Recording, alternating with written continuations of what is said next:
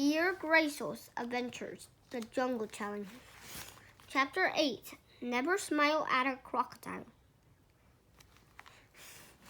Omar woke up during the night and heard what it sounded like all the rain in the world falling on them in the dark.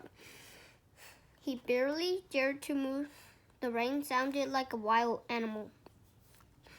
The normal night sound of the jungle, all these chirping and buzzing insects and squawks and shrieks from creatures he couldn't see were gone. They couldn't compete with the roar of 1,000 tons of water falling every second into every leaf and twig around him. He was still more or less dry on the bed frame, protected by the roof of leaves Bear had put it up over them. Bear had said there would be rain and it wouldn't last for long. It was right on both counts. As the sound began to slacken, Omar felt his eyes grown heavy again. By the time the rain had stopped, Omar was asleep again. The next morning,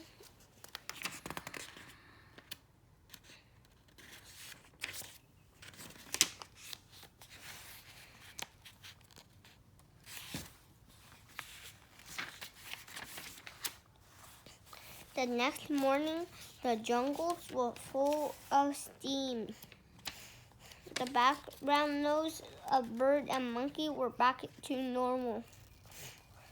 Bear's water bottle was full to the brim with fresh rainwater.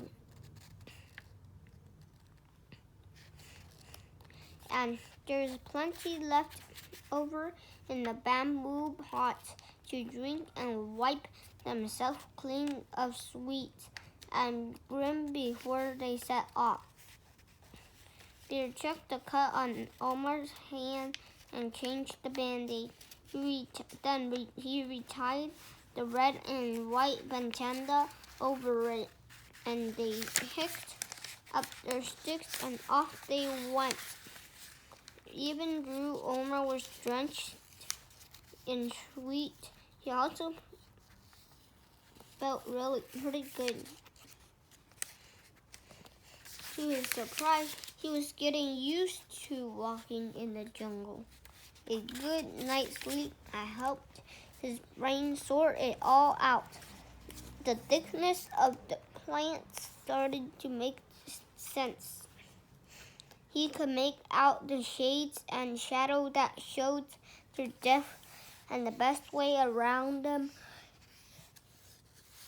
He could sense when the ground was going to fall or rise, so he could head in the best direction. Now he was staring to see why Bear took the route he did, and he could see why they needed to take it steady at jungle speed. After a while, Omar could see that the canopy of leaves over to their right looked thinner. Is it lighter over there? Omar asked. The day before, he wouldn't have noticed. Leaves were just leaves back then.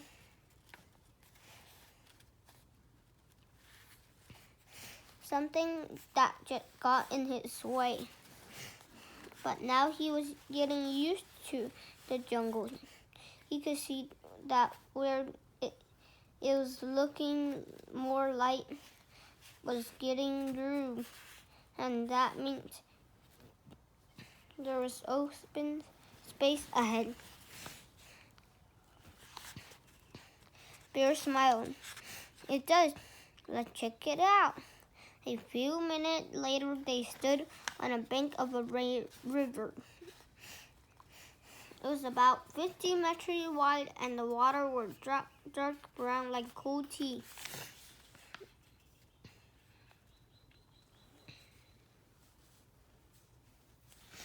A floating log showed how fast the river was flowing. It was going at the kind of speed Omar could just manage if he walked as fast as he could. Now that is good news, Bear said. All rivers go somewhere. Where does this one go? I don't know, but if we follow it, we'll get to a village or a town immediately. Bear stood with his hand on his hips and stared across the water. His expression was thoughtful and maybe a bit worried. Is there a problem? Omar asked. It's much easier going in the far bank.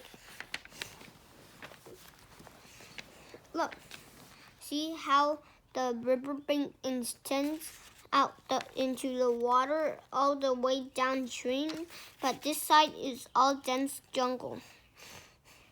Bear paused, as if considering. I think it's going to be worth it to cross the river and continue downstream from the other side. You are good with that? Can you swim? Omar looked at the far bank.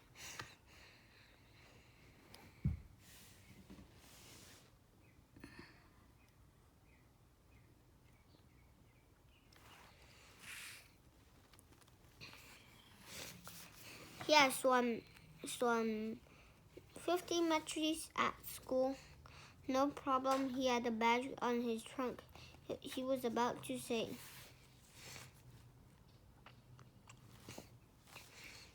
You bet, let's go.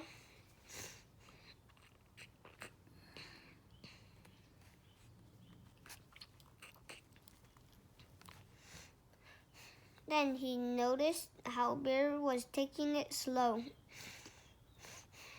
I guess we should be careful about crossing, he said instead. Bear nodded silently.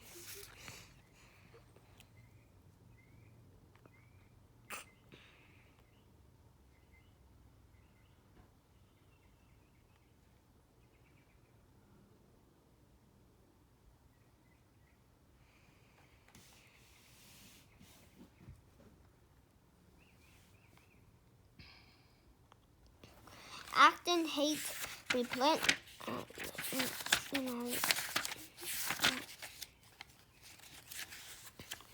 Act and hate, repent at leisure. What does that mean? It means if you rush and make a bad decision, then you will have a long time to regret it. In other words, a bit of patience never hurt anyone. Let's watch for a while. For what? Omar asked. Well, let's see. These water hide all sort of danger. They sat watching the river. Soon a group of monkeys came down to the far bank. They had dark fur and their arms were longer than their bodies.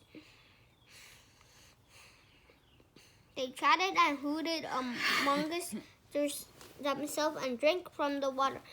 Just then, the water exploded. Suddenly, in a cloud of white spray, something dark and deadly moved within it. The monkeys screamed and stretched and fell like all except one. 你看这个 monkey 被什么咬了？被 alligator 啊？就那个叫 the black。不是 alligator 吗？怎么那么像 alligator 的？ The black came in. The monkeys were caught in the jaws of a 3-meter-long reptile. Omar stared in horror. The monster's skin was nubbly and dark. The exact color of the water slid back under the surface, still with the monkey in the mouth, and disappeared. Move back from the water, Omar, Bear said. They'll send it to movement. They walked backward for a few meters. There was no more sign of the creature. That was a big crocodile, Omar explained. Naturally, it was one big black came in. Bears didn't stop looking around. They're negative to this place of the world. closely related to alligator, the river animals. Designed to blend in, they can hold their breath for up to 45 minutes and swim up without a ripple. So now you can see why we waited. He paused. Remember, since it is the inner voice you should trust. Okay, we won't cross here. Let's fight smart and stick to battles we can win.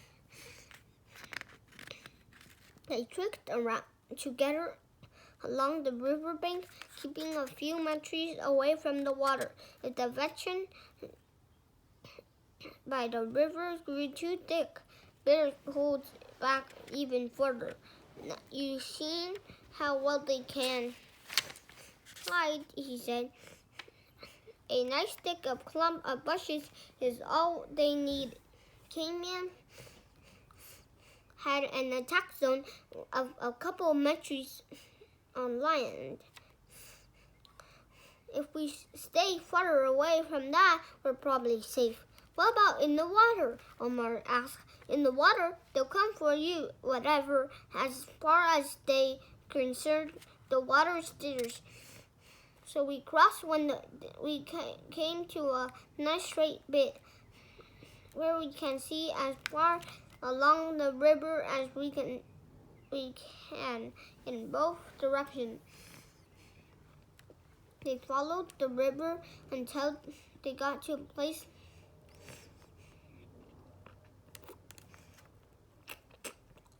where Bear felt it would be safest to cross. The river was about 20 meters wide. Both of them kept their eyes peeled for anything long and scaly. As Bear got closer to the edge of the water, keep an eye on the surface, Bear said, and he used his stick to hit the water several times.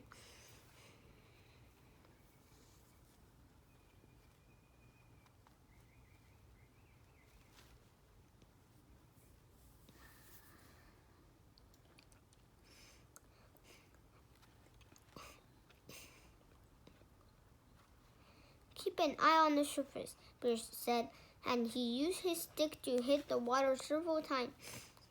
Omar ran his eyes back and forth along the river. Nothing popped up to see what their best was as far as Omar could tell. Okay, Bear said. We'll wait 15 minutes and scan the water for bubbles. Those are territorial mark that a canyon or a croc or an alligator is below the surface. Then if all is clear, we'll cross. After 15 minutes, they had seen no bubbles. Omar looked at Bear. Shall we maybe wait a bit longer?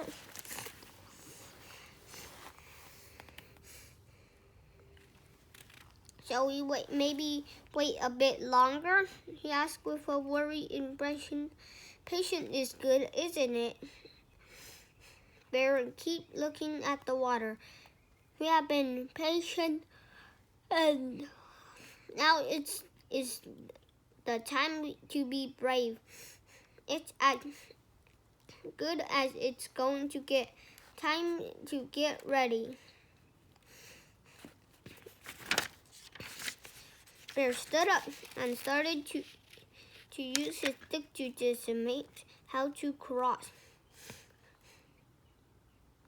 He stood so he was leaning on it with his leg apart. You don't know how deep the river gets or the bottom will be like, and the current will always try to knock you over. So use this as a third leg. Bear just cemented with his stick.